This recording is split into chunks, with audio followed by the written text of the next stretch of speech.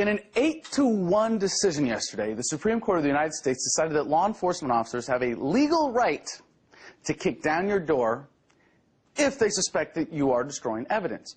In almost every case in which this has been relevant, specifically drugs, standards of reasonable search and seizure have been debated since before the Fourth Amendment to the Constitution was even proposed. But this really takes it to a new low. This has rendered it practically irrelevant. Justice Samuel A. Alito, Jr., in writing the opinion of the majority, that is 8 out of the 9 justices, said that, quote, destruction of evidence issues probably occur most frequently in drug cases because drugs may be easily destroyed by flushing down a toilet. This isn't an issue for drug users. This is an issue for people who live in areas with police officers and use toilets. If a cop wants to kick down your door for whatever reason, professional ambition run amok, personal vendetta, to steal something, they can get away with it in court, and all they have to do is say they heard a toilet flushing and thought it might be destruction of evidence. This hands unprecedented powers to police who have struggled against restrictions on their ability to search civilians as outlined by previous judicial decisions for years.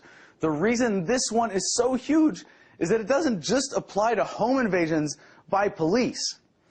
If suspicion of destruction of evidence is the new standard for forcible entry, this applies to your vehicle as well. And by the standard set, what's to stop a cop from arresting someone, putting something in their mouth and claiming it was destruction of evidence? Or to just even say it.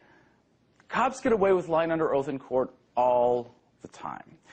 And if a cop can justify forced entry into a home, which is supposed to have special protection, if anything, from precedent of Fourth Amendment judgments in the past, then this can be used to justify anything. Your Honor, I had reason to believe the defendant was destroying evidence. But you kicked down the wrong apartment door. I thought I smelled weed. Such was nearly the scenario, the exact case in Kentucky versus King, the subject of yesterday's Supreme Court ruling in which cops were chasing a suspect in a crack bust.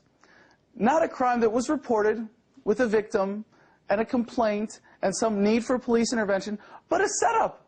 They followed this person into an apartment building and just guessed at which door to kick down because it smelled like marijuana smoke. It was the wrong door. They got lucky in this case, the cops, in that they happened to be smoking marijuana behind that door too, but it could have just as easily been the next door down. It could just as well have been someone smoking pot outside. It might as well have been the door to your apartment, or your home, or your car. So here's how the rules have changed. If you're at home, and you're using a toilet, and you hear a knock at the door, and you're not expecting anybody, or even if you are, go answer the door before you flush. You might just lose the only evidence of what our system of justice has become.